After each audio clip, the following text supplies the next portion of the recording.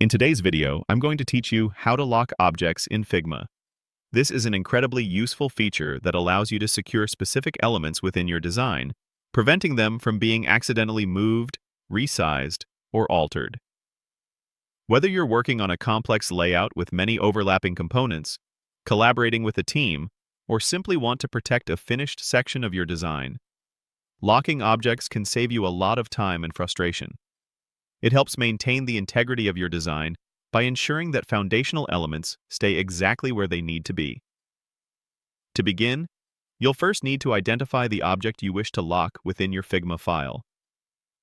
The most straightforward way to do this is by navigating to the left panel of your Figma interface. This panel is often referred to as the Layers panel, and it provides a hierarchical list of all the frames, groups, shapes, text layers, and other elements that make up your current design. Take a moment to scan through this list and locate the specific item you want to secure. You can usually identify it by its name or by clicking on it directly on the canvas, which will highlight its corresponding layer in the left panel. This method is particularly helpful when dealing with intricate designs where visually selecting an object on the canvas might accidentally pick up an overlapping element. Once you have successfully located your desired object in the Layers panel, you'll notice a small icon situated right next to its name. This icon typically looks like an open padlock when the object is unlocked.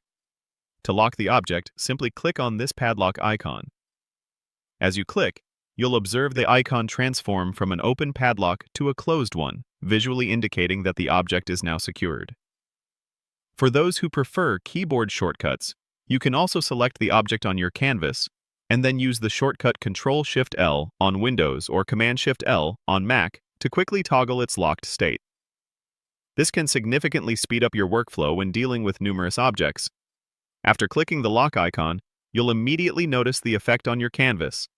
The object you just locked will no longer be selectable or movable with your mouse. Try dragging it around or attempting to resize it. You'll find that it stays firmly in place, unresponsive to your cursor. This visual confirmation is incredibly important as it assures you that your design element is now protected from unintended modifications.